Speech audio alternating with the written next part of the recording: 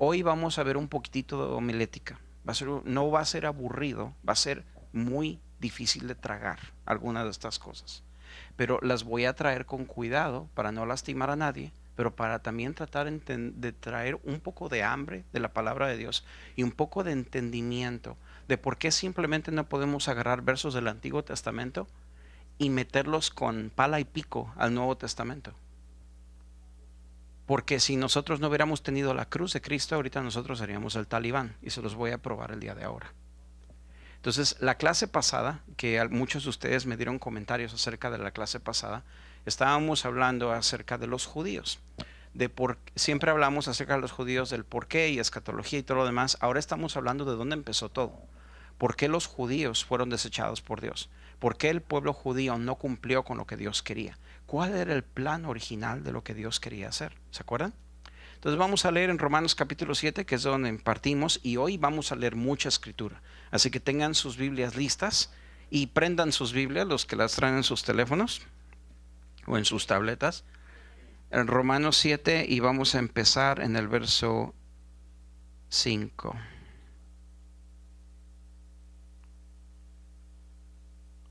Bueno, vamos a empezar desde el verso 4. Pablo está empedernido, Pablo está terco, está haciendo énfasis que él quiere separarnos de la ley. Y él es experto en la ley. Y él dice, es más, les voy a decir, había una mujer que estaba casada con la ley, y cuando la ley murió, se casó con la gracia. ¿Por qué quieren volverse a casar con la ley? Básicamente ese es el ejemplo que da del verso 1 al 4. Entonces viene el verso 5. Dice, verso 5, porque mientras estábamos en la carne, las pasiones pecaminosas despertadas por la ley actuaban en los miembros de nuestro cuerpo a fin de llevar fruto para muerte. Si la ley despierta el pecado, eso quiere decir que ese pecado es existente, pero está dormido. ¿Verdad? ¿Sí? ¿Lo estoy entendiendo bien con ustedes? Entonces la ley despierta el pecado. Porque mis bebés, por ejemplo, cuando están pequeñitas, yo puedo tener a Débora de unos 4 años de edad circulando alrededor de la casa y tengo una jarra oscura llena de cookies adentro y ella ni se le antoja que hay cookies. Hasta que yo le digo, hay cookies adentro de esa jarra, no me las toques. En ese momento el estomaguito de Débora va a empezar y ella inmediatamente va a empezar a subir a la mesa. No, papi, yo nada más quiero ver. Y si yo no estoy alrededor, una cookie se va. Por lo menos una cookie. Le digo a mi dad, probablemente se va toda la jarra de cookies y la jarra se va también. Pero en fin, con todo eso les digo que el pecado es despertado por la ley. Cuando se da el entendimiento de que no se debe de hacer algo, ¿verdad? No me digan que ustedes no entienden eso porque... Right. Entonces, curiosidad, exactamente. Dice, pero ahora hemos quedado libres de la ley, habiendo muerto a lo que nos ataba. Hemos quedado libres de la ley, habiendo muerto a lo que nos ataba. En 2 de Pedro dice la palabra de Dios de que la persona es esclava de aquello que lo vence. Entonces, en el momento en el que pecado te vence, te vuelves esclavo de ese pecado, a menos que la gracia de Cristo te lo rompa. Anyway, entonces dice la Biblia de que el pecado si te vence, ahora es your master, ahora es tu amo. Entonces yo no me voy a dejar vencer de nada, dice Pablo. Yo no me voy a dejar controlar por nada, dice Pablo. Todo me es lícito, pero no todo me conviene. Y hablando del pecado, entonces Pablo está haciendo una distinción bien clara y está diciendo, y para que entendamos, el pecado es exterior a ti hasta que tú lo dejas entrar. La palabra katá, que se usa todo en el Antiguo Testamento hablando del pecado, es fallar el blanco. ¿Cuál es el blanco? Amar al prójimo como a ti mismo y amar a Dios con todo tu corazón. Katá significa fallar ese blanco. Quiere decir que estoy deshonrando a Dios y estoy deshonrando a mi prójimo. Y ahí se resume toda la ley y los profetas. Es cierto que tu alma tiene tendencias a volver a pecar, pero este templo, aquí ya Cristo habita. El Espíritu Santo habita aquí. Y una gran diferencia entre pecar y otra cosa es en vivir en pecado.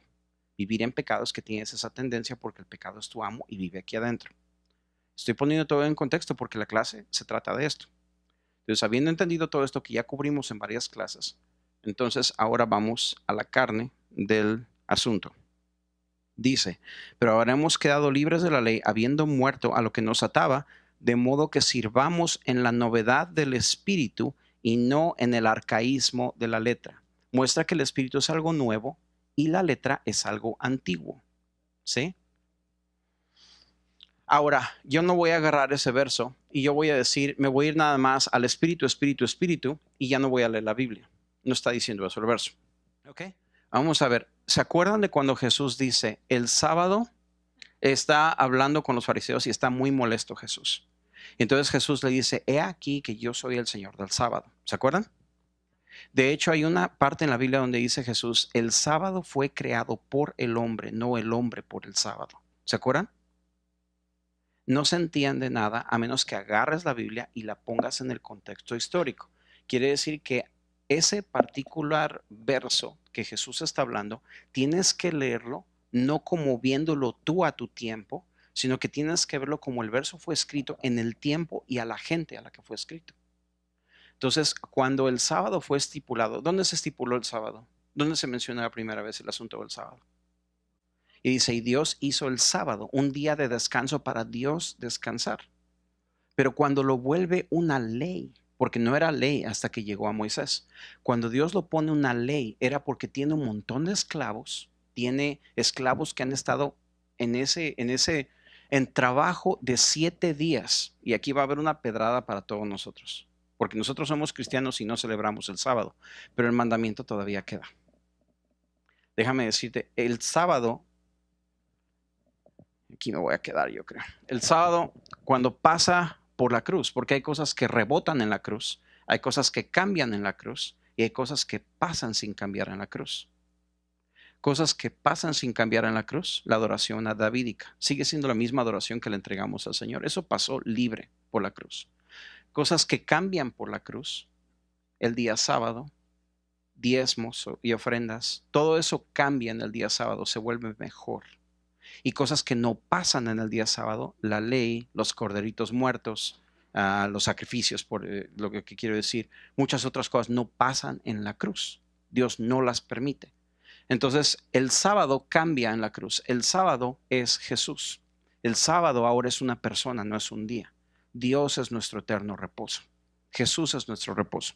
Pero también cuando Jesús dice, el sábado fue creado por el hombre, es porque cuando se instituyó el sábado en la ley, tienes todos estos israelitas, toda esta bola de esclavos que están acostumbrados a trabajar 7 días a la semana. Déjame repetirlo otra vez. Tienes un montón de israelitas que están acostumbrados a trabajar 7 días a la semana. Y Dios está diciendo, no, tiene que haber un día para descansar. Ay, Señor, perdóname a mí también. Yeah, we got 2 days, but we still work on those days. O sea, tiene que haber un momento en que yo le dé descanso a mi cuerpo, ¿me entiendes? Y eso es algo que es natural y Dios estableció el mandamiento natural y para Dios es importante. Es importante que te des descanso a tu cuerpo. No solamente había el día sábado, había también el tiempo del jubileo, había también descansos, fiestas. Entonces Dios está de acuerdo con tus vacaciones. Gracias, Jesús. Dios está de acuerdo con el día sábado. Que descanses, escoge el día, pero descansa. Tómate un rato para descansar. Y entonces Jesús dice, porque el día sábado fue creado por causa del hombre, no el hombre para el día sábado. Entonces entendemos el verso. Porque el verso fue estipulado para que todos estos esclavos pudieran tener un día de descanso forzado, porque su mente ya estaba programada a trabajar todos los días. Hasta la tierra tenía que descansar el día sábado. Hasta había un año sabático también donde tenía que descansar la tierra de dar tanto fruto. Entonces se puede entender mejor las cosas, pero todavía vamos a entender todavía más profundamente cómo funciona este asunto de la ley. ¿Por qué tiene la gente tanto problema entendiendo que nuestro Dios es un Dios bueno? Que nuestro Dios es mejor que Mahoma, que nuestro Dios es mejor que Buda, que nuestro Dios es mejor que Confucio. Porque cuando te vienes a dar cuenta, todas estas personas de paz hablaron acerca de mucha paz, y no todos, ¿verdad? Porque sabemos que, por ejemplo, en el Islam tienen muchísima violencia y muchísimas cosas, etcétera, etcétera. Pero hay personas que vivieron para hablar acerca de paz y de bondad y todo lo demás. Y cuando vienen a compararlo con la Biblia, sobre todo en Deuteronomio, en Levítico y en todas las historias de guerra de Israel, las cosas que están ahí, si tú lo miras desde un punto de vista ateo, nuestro Dios se ve bien feo. Estoy hablando honestamente con ustedes. Y a nosotros como cristianos eso nos pone muy nerviosos. De hecho, estaba leyendo un artículo de un ateo que estaba diciendo de que nuestro Dios, el Dios del Antiguo Testamento, dice sobre todo en las partes de Deuteronomio, se ve como si fuera un Dios narcisista, un Dios enojado, un Dios homofóbico, un Dios que se enoja contra las mujeres, un Dios que mata niños, que destruye pueblos enteros, hasta los animales. Y entonces, y se puede agarrar de la Biblia, y los cristianos no tenemos mucho de qué defender, no tenemos realmente un argumento con respecto de ello. Ahora, Dios es tan seguro de sí mismo que Él no necesita abogados. No necesita abogados. Pero siempre, toda mi niñez, siempre yo me pregunté, ¿por qué hay tanta guerra? ¿Por qué hay tanta dificultad? ¿Por qué hay tantas cosas? ¿Por qué? ¿Por qué? ¿Por qué? ¿Por qué es tan difícil mirar a Dios como alguien que es bueno? ¿Por qué me voy a agarrar de la gracia y decir, miren a Dios que es bueno y en el Antiguo Testamento, bueno?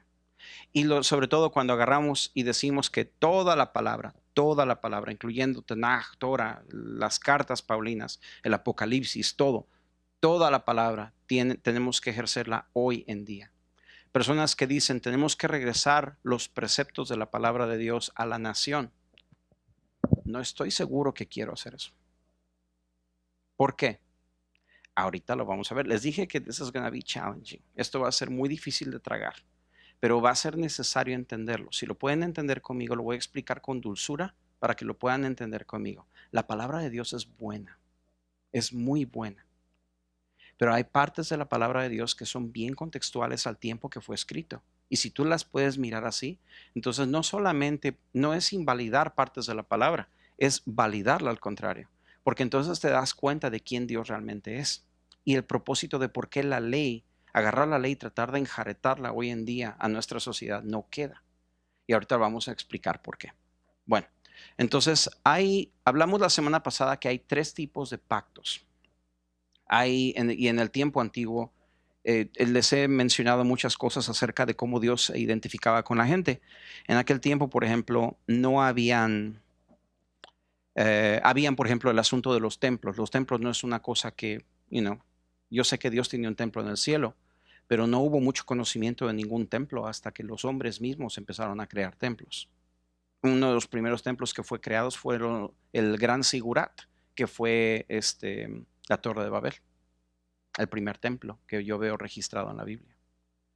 Después empezaron a suceder los lugares altos, los templos y todo lo demás. La gente empezaba a tratar de conectar con sus dioses o con algún tipo de deidad ahí arriba, sin darse cuenta de que Dios no quiere nada de eso. Entonces viene Dios y le empieza a decir a Moisés, quiero que crees un tabernáculo, un lugar donde yo quiero habitar.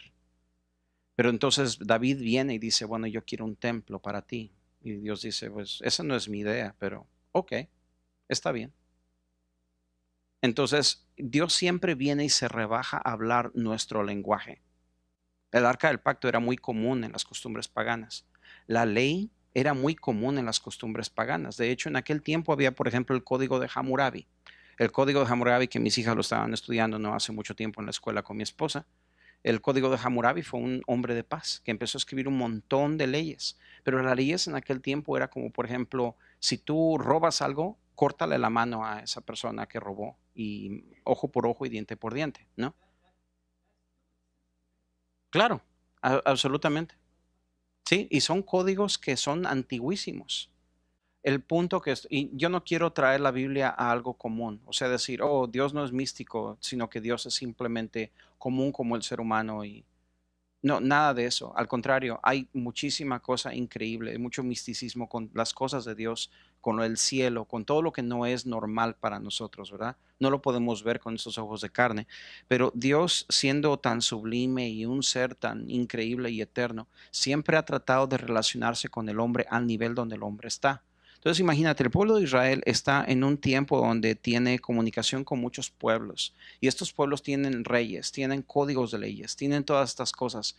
Y es muy común en aquellos tiempos muchas cosas, como por ejemplo, uno de los versos que no podemos traer al Nuevo Testamento, pero la iglesia tuvo que sufrir sangre con respecto de ello.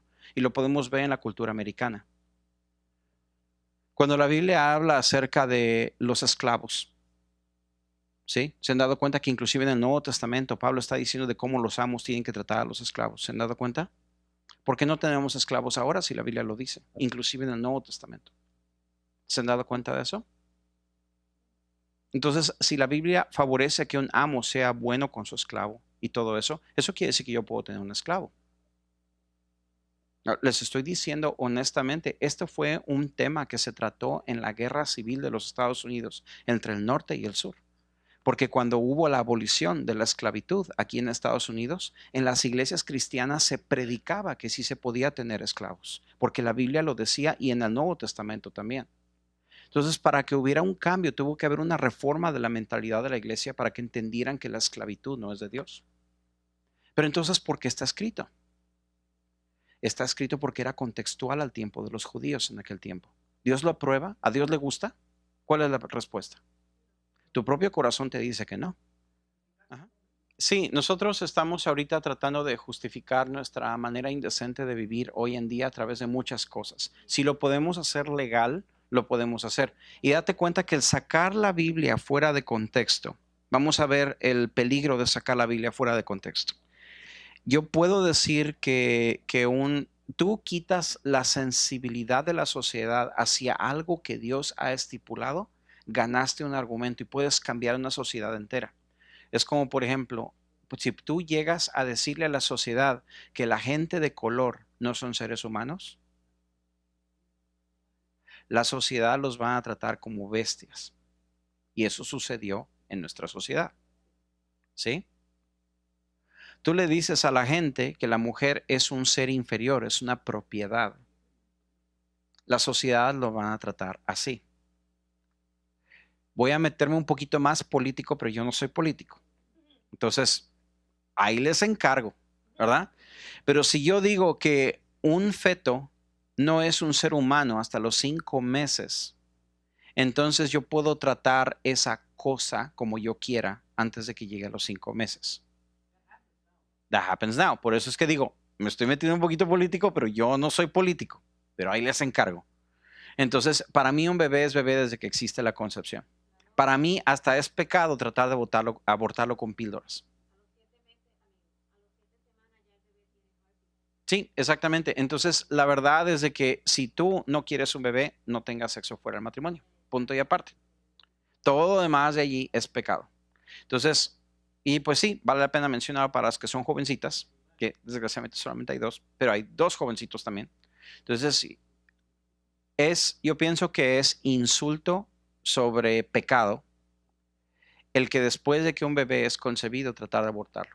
Porque ahora no solamente metiste la pata, ahora estás asesinando a alguien. Y no quieres vivir con eso por el resto de tus vidas, de tus días. ¿Ok? All right, cool. Entonces, ahora vamos a ir a la Biblia, vamos a ir a Éxodo 19, 17.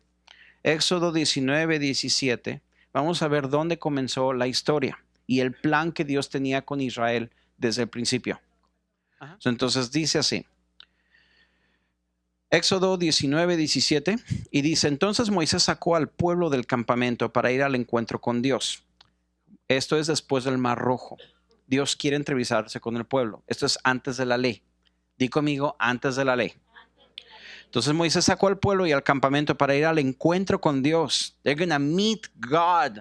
Van a conocer a Dios los israelitas. Van a conocer al que los sacó, al gran yo soy, al que abrió el Mar Rojo. Deben de estar bien emocionados, ¿verdad? Entonces dice, y ellos se quedaron al pie del monte, y todo el monte Sinaí humeaba, porque el Señor había descendido sobre él en fuego. El humo subía como el humo de un horno, y todo el monte se estremecía con violencia. El sonido de trompeta aumentaba más y más. ¿Cómo ven? Ahorita. Pero lo que el Señor quería es, vengan conmigo al monte, entren conmigo a mi presencia, y yo los voy a hacer un pueblo de reyes y sacerdotes para mí, y las naciones recibirán bendición a través de ustedes. Ese era el plan original de Dios con Israel. Entonces, lo que sucede cuando el Señor viene y cae en un lugar, el momento que sucede eso, empieza la cortina de ofensa, donde todas las iglesias alrededor empiezan a decir, ¿por qué allí y por qué no en mi iglesia? Eso es para empezar. Entonces, cuando a mí me dijeron, no te metas con los carismáticos, y yo vine a caer en Bethel Church, en Redding, yo vi cosas allí en esa iglesia que en toda mi vida de cristiano yo jamás he visto. Y no me pueden decir que no era legítimo porque ahí estaba yo y ahí estaba mi familia. No hablo mucho de ello, pero vimos cosas que jamás habíamos visto en nuestras vidas y conocimos que la vida cristiana es una vida sobrenatural, es una vida de andar corriendo en el Señor y de no estar sentado en una butaca escuchando sermones. Fue algo que nos cambió para siempre. Pero tuvimos que pasar el velo de la ofensa para poder llegar a donde estaba. Ahora, no quiero decir que los carismáticos tienen más de Dios de lo que tienen el resto de las iglesias. Eso depende de cada iglesia.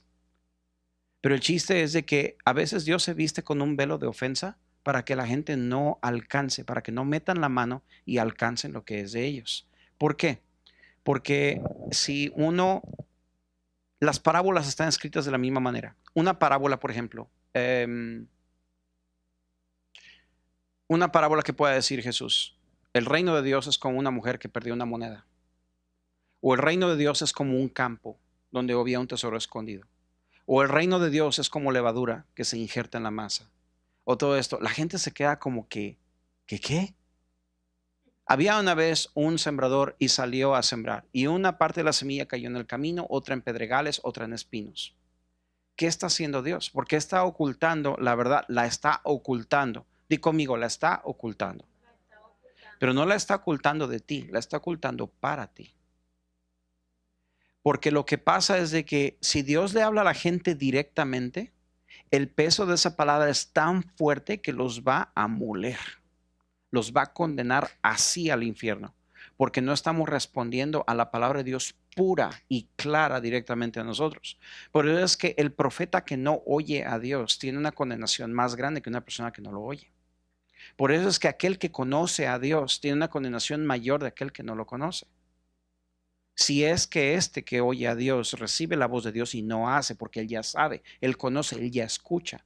Entre más viene la palabra de Dios y cae sobre de ti, es más la responsabilidad que tú tienes. Ahora, ¿a qué me refiero con condenación? No quiero investigarlo. Simplemente yo no quiero defraudar a aquel quien amo. Yo sé que Él me ama. Yo no quiero defraudarlo a Él. Y ese es el principio. No es como en el Antiguo Testamento, que Dios me va a dar con el chicote. Pero sí hay algunas cosas que están bien claras en la Biblia. Entonces Dios se vela de ofensa a veces, porque quiere probar nuestros corazones. Abraham le dice, sacrifícame a tu hijo. Y detrás de esa prueba tan terrible está la bendición a las naciones. O sea, todo tiene un costo, pero Dios tiene que probar el corazón. Y yo creo que ese velo de ofensa es para probar el corazón. De hecho, aquí mismo la palabra lo dice. Si seguimos leyendo, dice entonces, sabemos que la presencia de Dios vino sobre el monte Sinaí, humeaba, tronaba, estaba la trompeta, todo lo demás. Pero, ¿qué está sucediendo detrás de las cámaras? Y eso es donde se nos explica en Deuteronomio capítulo 5. Deuteronomio 5. Dice, Deuteronomio 5:22. Estas palabras habló el Señor a toda la asamblea de ustedes en el monte, de en medio del fuego y de la nube y las densas tinieblas con una gran voz, y no añadió más. y las escribió en 2 tablas de piedra y me las dio. Está hablando Moisés antes de morir. Y si cuando ustedes oyeron la voz en medio de las tinieblas, mientras el monte ardía con fuego, se acercaron a mí todos sus jefes de sus tribus y sus ancianos, y me dijeron: el Señor nuestro Dios nos ha mostrado su gloria y su grandeza. Hemos oído su voz en medio del fuego. Date cuenta, un ser humano oyó la voz de Dios en medio del fuego. No fue solamente Moisés, fueron todos. Everybody heard him. Y luego dice: hoy hemos visto que Dios habla con el hombre y el hombre todavía vive después de que Dios habla con él. Eso es revelación para ellos. Ahora pues, ¿por qué hemos de morir? Porque este gran fuego nos consumirá. Si seguimos oyendo la voz de nuestro Dios, entonces moriremos. Porque ¿qué hombre hay que haya oído la voz del Dios vivo hablando de en medio del fuego como nosotros y haya sobrevivido? No se daban cuenta que ellos eran especiales. Eran privilegiados porque Dios se acercó a hablar con ellos. Y los invitó, escucharon la voz de Dios. Y ellos dijeron: no nos morimos, no nos morimos. Pero después decimos: pero si seguimos oyendo nos vamos a morir. ¿Por qué nos queremos morir? No quieren, no, yo no me quiero morir. O sea, su mente de esclavos los traicionó. Por eso es que no puedes entrar al reino de Dios con una mentalidad de esclavo.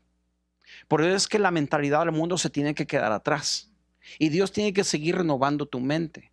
Porque no puedes tú pretender discipular a las naciones con una mente de esclavo. Tienes que tener una mente de rey y sacerdote, imputado por Jesús. ¿No hacemos nosotros lo mismo hoy en día? Una canción que yo escuché en 1991, que fue muy dura de tragar para nuestra iglesia, pero mi tía Marta la adoptó. Y esta canción dice: ahora que digno soy, levanto mis manos al Señor, porque tú me has escuchado.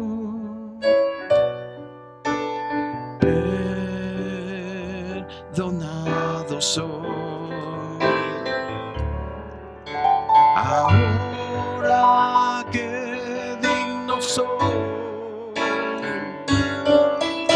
levanto mis manos, porque digno y sin mancha estoy. Canta eso en el servicio. Ahora que digno soy, levanto mis manos. En aquel tiempo es si nuestras obras son trapos de inmundicia, imagínate nosotros, somos la inmundicia misma. Entonces, para poder cantar algo así, no se permitía en la iglesia. Por lo menos te sentías mal. Y yo de chico, estando programado de esa manera, me sentía malísimo cantando ese canto. Hasta que yo no entendí la gracia de Jesucristo, que realmente la gracia te purifica y te hace digno. Ese es el efecto que sucede cuando tú estás orando a alguien para que Dios lo resucite de los muertos. Ese es el efecto que sucede cuando estás orando por un enfermo. Cuando una persona acepta que ese destino miserable es su destino, porque Dios quiere que ese sea su destino, está saboteando su propia fe para poder salir adelante. En el Nuevo Testamento, nuestras obras son de gran valor eterno delante de Dios cuando las haces por Jesucristo, no para tratar de ganar puntos con Él, es porque los haces en agradecimiento y amor a Él. Es otra cosa completamente diferente. Entonces eso quitamos la mentalidad religiosa. Entonces cuando tú hagas algo bueno delante de Dios, no vengas y traigas falsa humildad diciendo: yo no fui, fue Jesús el que lo hizo. No, Jesús lo hubiera hecho mejor. No, that wasn't Jesus. Ese fuiste tú. No. Pero qué bueno que lo hiciste. Es más, aprende a decir muchas gracias. Y como dijiste gracias y lo recibiste, ahora ya vas al closet en secreto y le ofreces al Señor: esta corona es para ti. Y no te quedes con ella. Ve y entrégasela al Señor en secreto. Pero si tú todo el tiempo estás diciendo: no, a mí la honra no es para mí. No, hermano, la honra no es para mí. Eso es orgullo al revés. Es falsa humildad. Sigues siendo tú el orgulloso, nada más que lo estás haciendo completamente al revés. Estás llamando la atención hacia ti mismo, no queriendo nada de atención.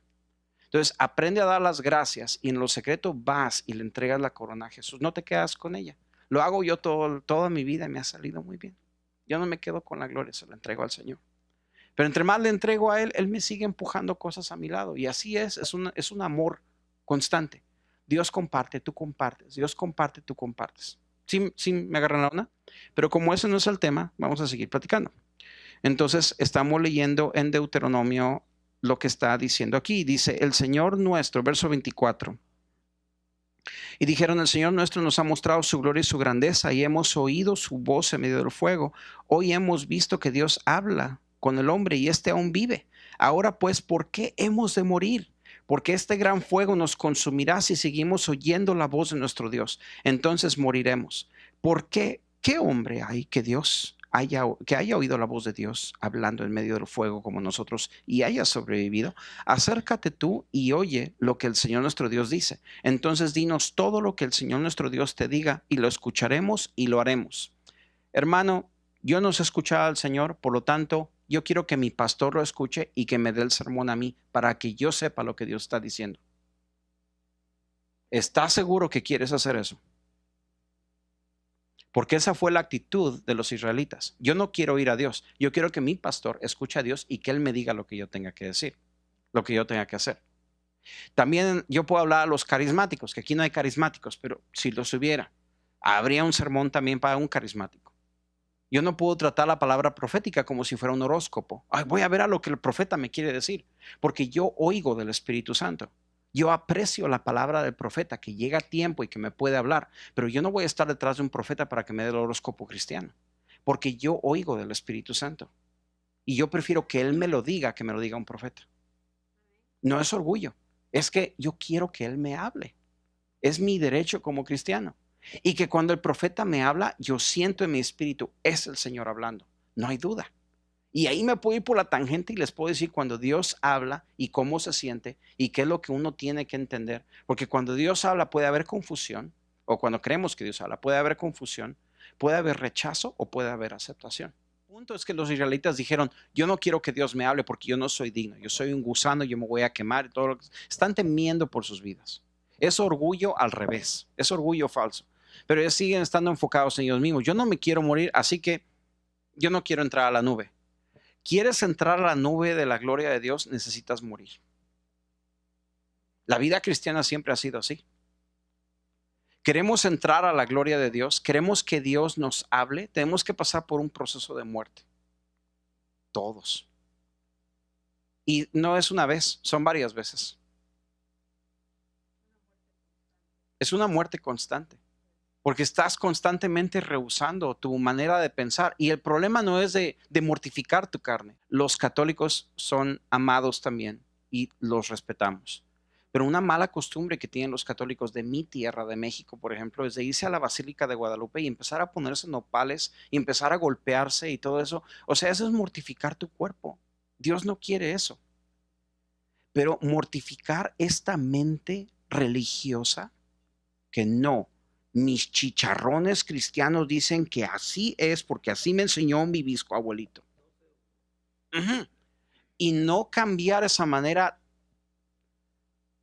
Ya necesito usar palabras suaves. Esa manera difícil. Romanos 12 dice, cambia tu manera de pensar, tu renovación de tu entendimiento y somete los miembros de tu cuerpo a la obediencia a Cristo. O sea, Dios es dulce, Dios es amor. Pero cuando nos metemos en una trinchera de yo entiendo la Biblia así y nadie me va a cambiar, entonces nos metemos en muchos problemas.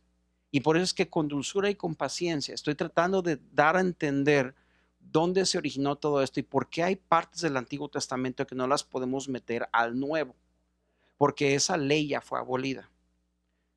Ahora, les hablé a ustedes que habían 3 pactos. Ya voy a empezar a terminar. 3 pactos. Uno de ellos es el Grand Covenant. Vamos a llamarle el pacto real, donde es un rey que es como en las películas que le gustan a mi esposa, donde hay un príncipe que se enamora de una muchacha que es, una pobrecita high schooler, que, no offense to the girls high schoolers, que se enamora de una pobrecita niña high schooler, pero no se da cuenta que es un príncipe el que está con ella. Y de repente le dice, oh, yo te amo, ven y conoce mi palacio. ¡Buah! Oh, no me dijiste que era un príncipe, estoy bien enojada contigo. Yeah, right, you know. Pero de todas maneras termina enamorándose del príncipe y se casa con ella al final. Es like, seriously, no tiene nada de qué pensar estos que escriben esas películas. Pero esto es lo que se llama el Grand Covenant, el pacto real. Cuando Dios le dice al pueblo de Israel, te amo, eres bella, eres hermosa, le dice a Israel, ven y yo te voy a hacer un reino de reyes y sacerdotes, pero tienes que entrar a la nube, tienes que entrar a mi presencia. Es como hoy en día cuando Dios pone la palabra de Dios entre tú y yo, como si fuera una espada, y el filo te está mirando a ti. Y dice, ven. Y tienes que caminar clavándote la espada hasta que llegues hasta donde está Dios. Porque la palabra te corta de esa manera. Es una muerte.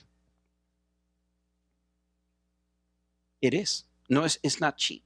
No es un argumento cristiano, es una vida. Y tú no puedes formular fe en un momento. Tienes que tener una historia con Dios. Entonces tienes ese Grand Covenant que es Dios teniendo un pacto real contigo. Y eso es lo que dice, vas a ser mi pueblo de reyes y sacerdotes, vas a vivir para mí y las naciones serán benditas por causa de ti. Voy a cumplir lo que le dije a Abraham, todas las naciones serán benditas a través de la familia de Abraham. Pueblo de Israel, ven conmigo, pero tienes que morir. Y el pueblo de Israel dice, no, que se muera Moisés, él nos sacó de Egipto, vaya nuestro pastor y se muera. Y nosotros aquí, we'll party, you know, literally. Entonces, en ese momento, sucede lo que pasó. Ahora podemos regresar a la escena en Éxodo 19 otra vez y podemos ver qué fue lo que pasó al final de la historia. Dice en Éxodo 19, 20, Éxodo 19, 20, y el Señor descendió al monte Sinaí y a la cumbre del monte, y llamó el Señor a Moisés a la cumbre del monte, y Moisés subió. Esto es después de que los israelitas dijeron, no creemos a Dios, mejor habla tú con él. Entonces Dios llamó a Moisés, Moisés subió, de lo cual Hebreos dice que Moisés estaba temblando de miedo, pero él subió, ¿verdad? Y el Señor Dios dijo a Moisés, desciende, advierte al pueblo que no traspasen los límites para ver al Señor y perezcan. En ese momento el pacto cambió. Ya no es entren a la nube, ahora es que no se acerquen. Don't even get close. Y yo no quise eso, lo quisieron ustedes. ¿Quieren reglas y distancia? Eso les voy a dar. Y Dios no está haciendo malo con ellos. Entonces dice aquí, también que se santifiquen los sacerdotes que se acercan al Señor, no sea que el Señor irrumpa contra ellos. Y Moisés dijo al Señor, el pueblo no puede subir al monte Sinaí porque tú nos advertiste. Pon límites alrededor del monte y santifícalo. Entonces el Señor le dijo, ve, desciende y vuelve a subir tú y Aarón contigo. Te voy a demostrar que alguien más aparte de ti puede subir. Esto era lo que yo quería que Israel experimentara. Aarón, que no eres tú, trae a Aarón contigo. Yo creo que Aarón ni santificado andaba, pero tráelo contigo. Y Aarón subió con Moisés a la presencia de Dios, para que los sacerdotes y el pueblo no traspasen los límites para subir al Señor, no sea que le irrumpa contra ellos. Descendió pues Moisés y advirtió al pueblo.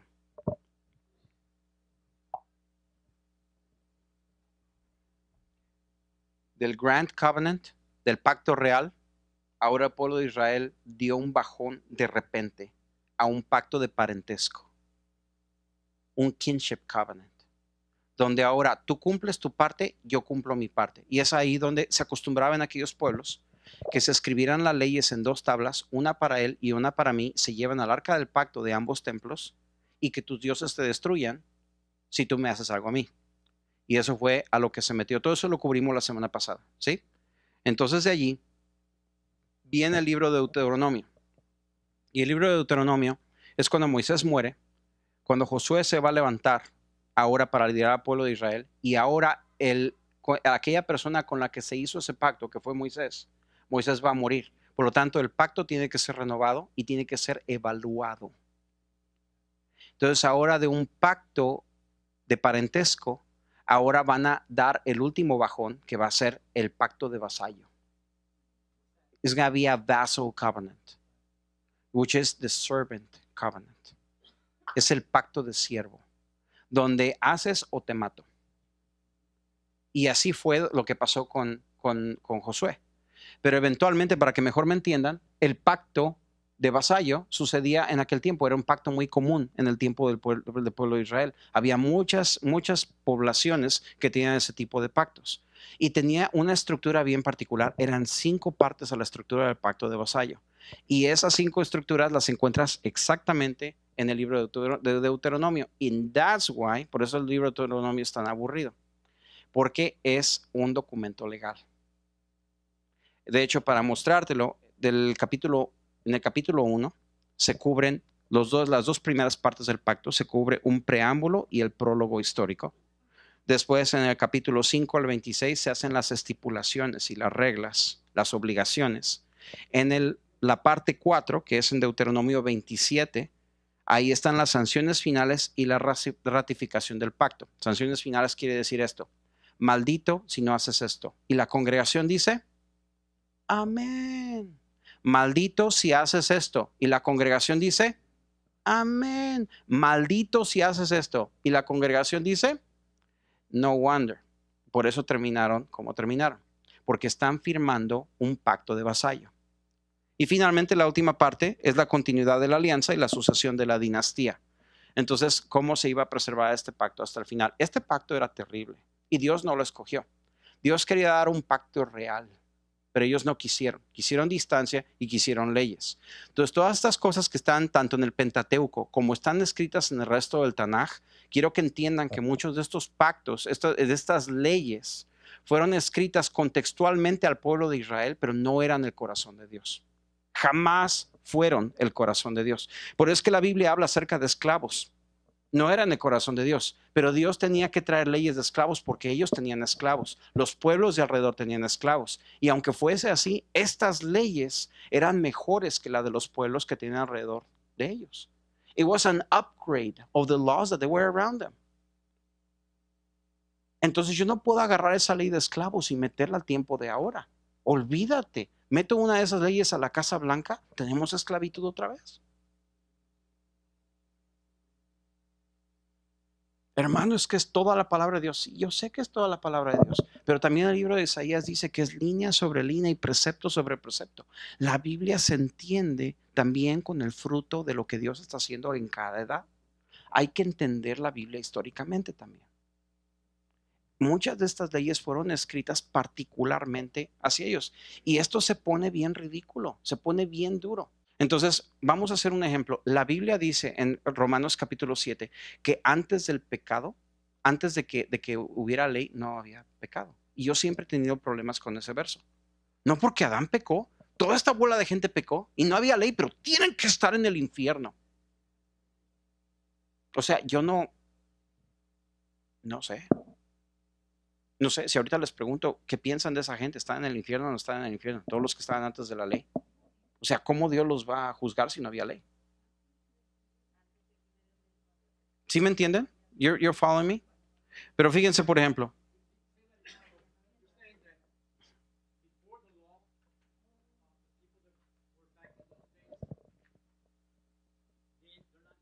I don't know. That's hard. In my mind, I don't understand. Exactly. Yo a mis hijas, si ellas no saben de algo y ellas rompen la jarra de galletas, ellas no sabían que las galletas estaban ahí. I don't care. It's like, yo no las voy a maltratar por ello. En mi casa se rompe un vaso de agua que ahora mi esposa y mi hija rompieron 2 vasos ahora. Hoy fue el día de romper vajillas. Y yo no escuché golpes, no escuché gritos. Nuestra familia no es así. En pocas palabras, una persona que nace sin Cristo o que nace sin Dios tiene una ley escrita dentro de su corazón de una manera que cada ser humano tiene un entendimiento tenue, pero tiene un entendimiento de lo que es bueno y lo que es malo. Todo ser humano entiende lo que es el amor. Porque estamos creados a imagen de Dios y Dios es amor. Entonces Dios ha puesto naturalmente en el ser humano la percepción de cómo el amor se mira, hasta un grado. Nunca se conoce el amor completo hasta que no se conoce a Jesús. Pero yo no voy a predicar desde este púlpito, ni voy a dar mis ideas de cómo Dios va a juzgar a esa gente, pero sí lo que yo voy a predicar en este púlpito es cómo Dios se mira, porque es claro en la Biblia. y Dios es bueno. Entonces te voy a dar un ejemplo. Antes de que la ley se diera en el Sinaí, las quejas de los israelitas en el viaje: ya estoy cansado. ¿Por qué me sacaron de allá de Egipto, donde allá comíamos, teníamos hambre, allá teníamos carne? ¿Qué es este maná que nos están dando? Parecían mexicanos, ¿verdad? Entonces, en Éxodo 15 se empiezan a quejar. ¿Tú crees que hay castigo? Esto es antes de la ley. No hay castigo. Pero en Números capítulo 11, las quejas de los israelitas llevan a un fuego destructor. ¿Por qué? Porque se despertó el pecado por la ley. Las quejas de los israelitas sobre el maná y las codornices no conducen a ningún castigo en Éxodo 16. Se quejaron. No tengo carne. ¿Cómo quisiera una codorniz para poder comer? Nada. Dios los trata con dulzura. No los está enamorando, es simplemente un pacto distinto. Es un pacto completamente distinto. Pero en cuanto entra la ley, se quejan de las codornices y entra una plaga y los mata. Después hay una violación del sábado y Dios los reprende. Por favor, descansen el sábado. Esto está escrito en Éxodo 16. Pero en Números 15, la violación del sábado da lugar a muerte, a apedreadas.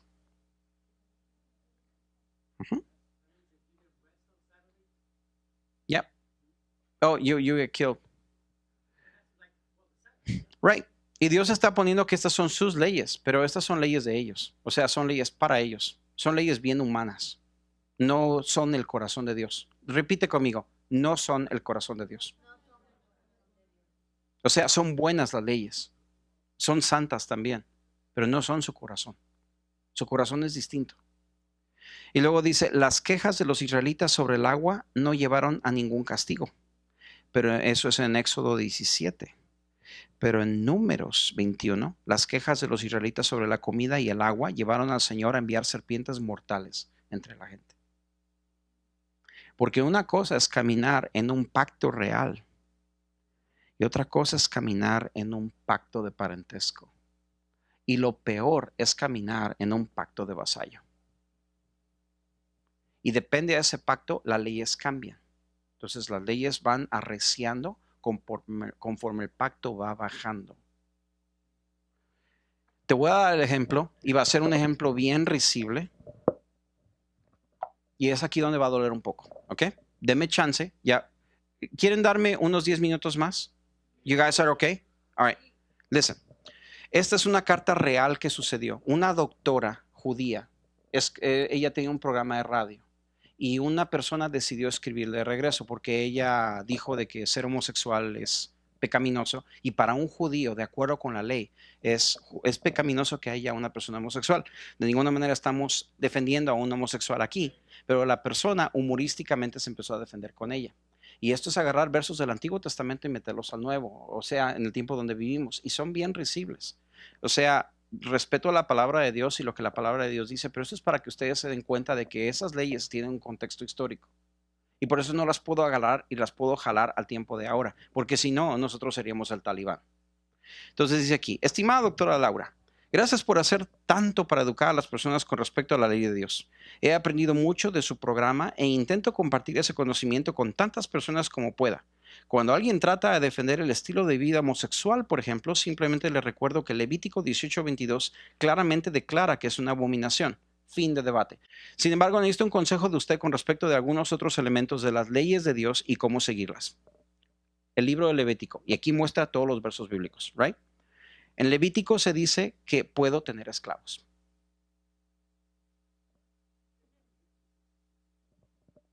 Tanto hombres como mujeres, siempre que sean de otras naciones, pero no la mía. Eso es Levítico 25:44. Un amigo mío dice que esto aplica a los mexicanos, pero no a los canadienses. ¿Puedes aclararme, por favor? ¿Puedo tener un canadiense como esclavo? O bien dice, me gustaría vender a mi hija a esclavitud, según lo que dice en Éxodo 21. Dice, en esta época, ¿qué precio le podría poner a mi hija? ¿Me puedes dar un precio, por favor? Está escrito en la Biblia, right? So dice, hay otra parte en la Biblia donde dice en el Levítico 15 que no se me permite tocar a una mujer mientras está en su impureza menstrual. El problema es cómo le pregunto a las muchachas, porque usualmente se ofenden si les pregunto, si están en su tiempo de impureza para no tocarlas. Dice, quiero quemar un toro en el altar como sacrificio para que se cree un olor agradable al Señor. El problema son mis vecinos porque no les gusta el olor. ¿Debería golpear a mis vecinos? O sea, me puedo ir así para abajo, comer mariscos, no me puedo acercar al altar de Dios si mi vida está defectuosa o tengo que tener 20-20 para acercarme al altar. Pueden entender, hay cosas que son un pacto que es bien contextual al tiempo donde los judíos vivían, donde los hebreos vivieron. Yo no puedo agarrar esos versos y meterlos en el Nuevo Testamento. No caben. Está mal.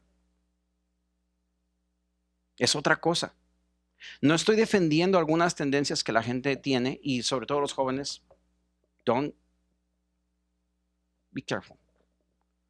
Pero por ejemplo, cuando yo hablo acerca de tatuajes o hablo de árbol de Navidad, inclusive el árbol de Navidad, hay un verso en el libro de Levítico donde dice, no pondrás esferas en un árbol y cosas así, no te harás tatuajes en el cuerpo y toda esa clase de cosas. Era bien particular para los judíos porque las naciones lo hacían con un propósito. Se ponían aretes, se ponían grillos porque significaba esclavitud y esta gente es libre, viven para Dios. Hoy en día eso se hace y no significa realmente nada, es simplemente moda, ¿verdad? Pero en aquel tiempo era algo feo. Ahorita todo el mundo tiene miedo al Halloween. Pero realmente toda la fad y todo el aspavientos que hemos hecho acerca de Halloween no tiene ni siquiera, doesn't have historical accuracy. Es más el aspaviento. De hecho, yo creo que la iglesia cada vez que empieza a predicar de Halloween, todos los días de Halloween, cada vez que todos apagan sus luces en la casa, que yo lo hacía, apagaba las luces para que ningún niño me venga a pedir candies ni nada de eso, me ocultaba ahí, niñas, guarden silencio, no hablen para que nadie se dé cuenta que hay alguien adentro de la casa. Más es el miedo que la iglesia crea hacia el diablo, es la misma iglesia llamando al diablo para que venga. Para mí el Halloween es un día como cualquier otro. O sea, ¿se dan cuenta cómo funciona esto? Realmente nosotros somos los que causamos el daño cuando nosotros empezamos a crear nuestro propio entendimiento de las cosas, en lugar de simplemente vivir libres para Jesús. Ni el Halloween ni ningún otro tipo de fiestas me va a quitar a mí mi libertad en Cristo, ni me va a quitar mi salvación. Al contrario, yo voy a usar estas fechas para predicar a Cristo. Voy a usar estas fechas para poder extender el reino de Dios. Hablando al lenguaje de la gente, porque eso fue lo que Dios hizo conmigo. Eso fue lo que Dios hizo con Israel. Podemos concluir entonces que la ley era parte de un pacto específico y no revelan el corazón de Dios. Pero este es el punto final de lo que quiero que comprendan hoy. Mírenme un segundito. Di conmigo, la ley es un velo. Es un velo. La ley es un velo. Jesús les mostró, abrió su corazón y le mostró a Israel, este es papá. Pero cuando ellos dijeron, quiero reglas, quiero distancia, Dios tuvo que hacer esto con la ley. Tapó su corazón para que no se viera más su corazón. Y por eso es que en la ley puedes ver tanta gente muriendo, puedes ver tantos pueblos destruidos, porque Dios tiene que defender a Israel del resto de los pueblos, porque Él es su covenant partner. Él es su aliado del convenio, de su pacto. Y tiene que defenderlos de los pueblos que los quieren destruir. Y tiene que también castigarlos, literalmente castigarlos, aunque Él no quiere, pero tiene que castigarlos por causa de violar el pacto, porque ese es el tipo de pacto que ellos escogieron. Entonces la ley es un velo puesto en el corazón de Dios. Y por eso la ley es tan dura, por eso es tan recia. No es que Dios sea un narcisista. No es que Dios sea un sexista. No es que Dios es homofóbico. No es que Dios, nada de esto. Todo esto era bien particular a las naciones de aquel tiempo. Ahora, si hay preceptos que pasan al Nuevo Testamento, y Pablo es claro con respecto de muchos de esos preceptos.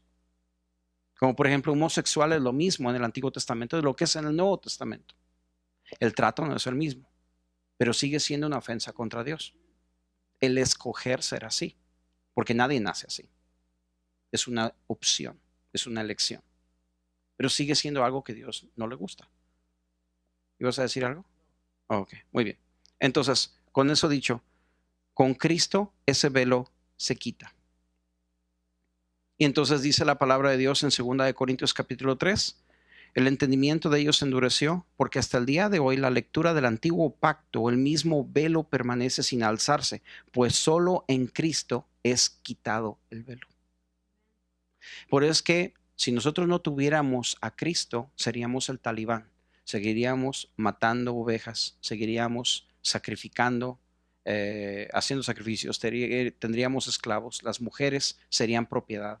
Toda esa clase de cosas que eran pertenentes a un pacto inferior y no conoceríamos a Dios. Serían reglas y distancias. Pero ahora tenemos a Dios cerca. Dios se ha acercado.